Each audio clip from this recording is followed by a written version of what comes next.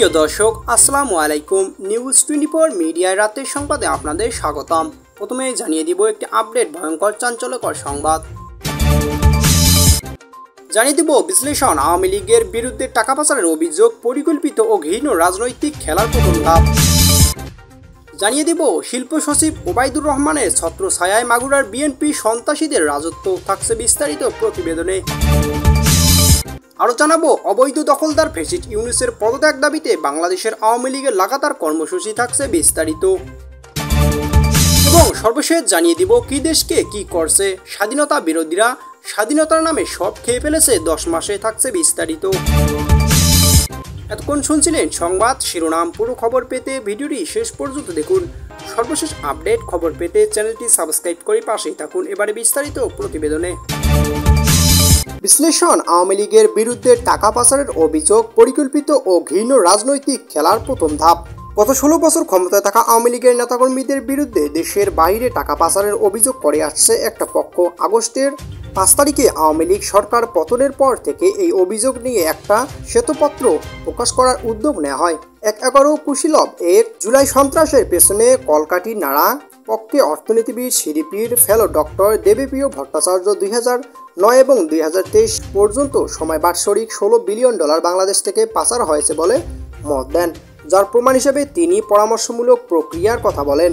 ইউনূস বিদেশি গণমাধ্যম এই সংস্থার প্রতি বছর $17 বিলিয়ন হবে বলেন। ট্রান্সপারেন্সি ইন্টারন্যাশনাল অব বাংলাদেশ নির্বাহী ইফতেখারুজ্জামান একই সময় এই দুর্নীতি পুরোপুরি প্রমাণযোগ্য নয় বলেন। এরপর দুর্নীতি এই পরিমাণ নিয়ে জাতীয় এবং আন্তর্জাতিক গণমাধ্যম এবং সামাজিক যোগাযোগ মাধ্যম এক ধরনের ধাঁধা তৈরি করা হয়।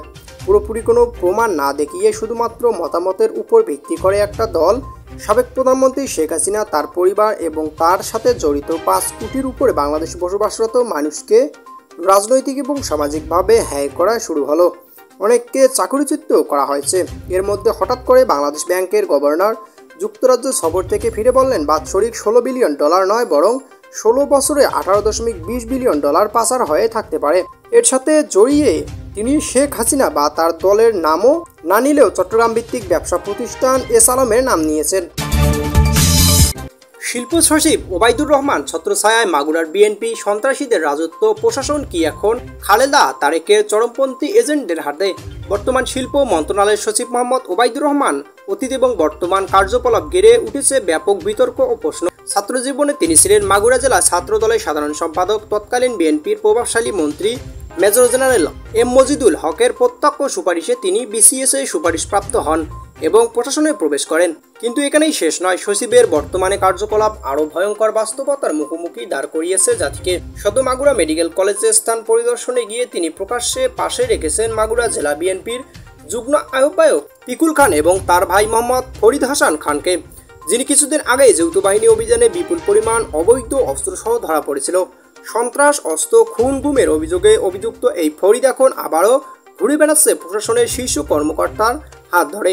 সচিব ওবায়দুর রহমান এবং ভূমিকায় শুধু প্রশাসনের অবমাননাই নয়, বরং এটি একটি পরিকল্পিত চক্রান্ত, যার মাধ্যমে রাষ্ট্রীয় কাঠামোর ভেতর থেকে অস্থিরতা ছড়ানোর ছক আঁকা হচ্ছে। রাষ্ট্র যদি সন্ত্রাসীদের রক্ষা করে তাহলে আইন শাসন কোথায়? নাকি বিএনপি জামায়াত চক্র এখনও গভীরভাবে রাষ্ট্রযন্ত্র সক্রিয়, আর আমরা চুপ করেই দেখব? অবৈধ দখলদার ফ্যাসিস্ট ইউনূসের পদত্যাগ দাবিতে বাংলাদেশের আওয়ামী লীগের লাগাতার কর্মসূচি। বিগত 5 বছরের বঙ্গবন্ধুর কন্যা মাননীয় প্রধানমন্ত্রী দেশরত্ন শেখ হাসিনা নেতৃত্বাধীন নির্বাচিত সরকারকে গণশত্রু খুনি ফ্যাসিস্ট ইউনূস ও তার দেশবিরোধী জঙ্গি দোসররা মেটিকুলাস ডিজাইনের মাধ্যমে দেশ ত্যাগের বাধ্য করে। এরপর থেকে দেশব্যাপী জনগণের উপর নেমে আসে অত্যাচার, নির্মম নিষ্ঠুর বিভীষিকাময় এক আঁধার।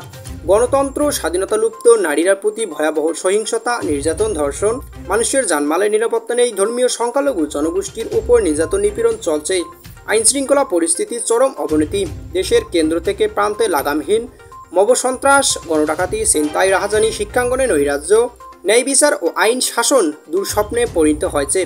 উগ্র জঙ্গি ও সাম্প্রদায়িক গোষ্ঠীর উন্মাদনায় গোটা জাতিকে শঙ্কিত করে তুলেছে।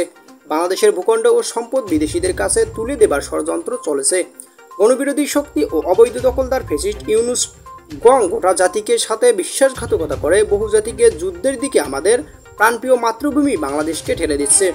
দেশের এই চরম সংকটে গোটা জাতিকে মহান মুক্তিযুদ্ধের চেতনায় উজ্জীবিত ও ঐক্যবদ্ধ করে বিদেশি তাবেদার দখলদার ফ্যাসিস্ট ইউনূস ও তার পুতুল সরকারকে হটাতে হবে।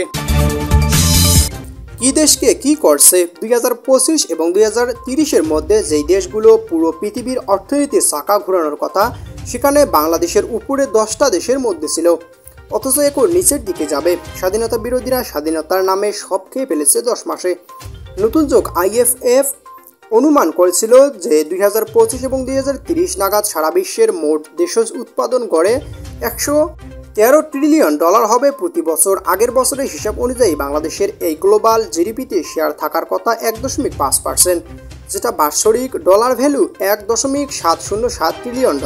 190 মিলিয়ন লোক সংখ্যা ধরলে $8,984 আসে মাথাপিছু আয়। আর জুলাইয়ের পর এখন অনুমান হচ্ছে জিডিপির নিচে নামবে। বাংলাদেশের ব্যবসা চলে ইন্ডিয়া, ভিয়েতনামের কাছে।